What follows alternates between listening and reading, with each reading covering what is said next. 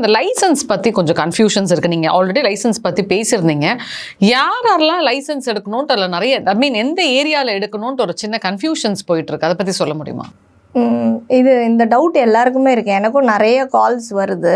இது மாதிரி திருவள்ளூர் சைடு, காஞ்சிபுரம், அப்புறம் கோயம்புத்தூர், திருச்சி எல்லாரும் கால் பண்ணுறாங்க, எங்களுக்கும் லைசன்ஸ் இருக்கா அப்படின்னு.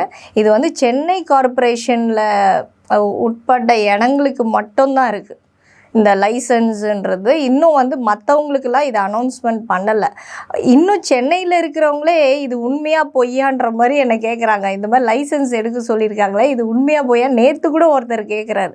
ஸோ இதை பற்றி விழிப்புணர்வே இல்லை. அதுக்குள்ளே இவங்க ஃபைனுக்கே போயிட்டாங்க. இதை எப்படி கொண்டு போயிருக்கிறோன்னா, ஒரு ஏரியாலேயும் அவங்க ஏதாவது முகாம் வச்சோ அந்த மாதிரி இந்த மைக்ரோ சிப்பிங் லைசன்ஸ் இதெல்லாம் பண்ணியிருக்கணும். அதை விட்டுட்டு என்ன பண்ணியிருக்காங்கன்னா, டேரெக்டாக எல்லாம் ஆன்லைனில். இந்த ஒரு சில பேர் ஆஃபீஸ்க்கு போகிறவங்கெல்லாம் பார்க்க மாட்டாங்க, ஆன்லைன் பார்க்க மாட்டாங்க. ஸோ நியூஸ் பேப்பர் பார்க்குறதுக்கும் டைம் இருக்காது. ஸோ அவங்களுக்கு எப்படி ரீச் ஆகும்? ஆனால் கேட்டவங்கெல்லாம் பார்த்திங்கன்னா நல்ல ஒரு என்ன சொல்கிறது, டீச்சராக இருக்கவங்க, பேங்க்கில் வேலை பார்க்குறவங்க, இவங்க தான் கேட்குறாங்க இது உண்மையா, எடுக்கணுமான்னு. ஸோ அப்புறம் எப்படி வயசானவங்களாம் எப்படி போய் எடுப்பாங்க? முடியாமல் உடம்பு முடியாமல் இருக்காங்க, ஒரு வீட்டில் பெட்ஸ் வளர்ப்பாங்க, அவங்களால எப்படி டிரான்ஸ்போர்ட் பண்ணி கூட்டிகிட்டு போய் அந்த ஒரு நாள் ஃபுல்லாக அங்கே வெயிட் பண்ணி எப்படி லைசன்ஸ் எடுக்க முடியும்? இது சாத்தியம் இல்லையா?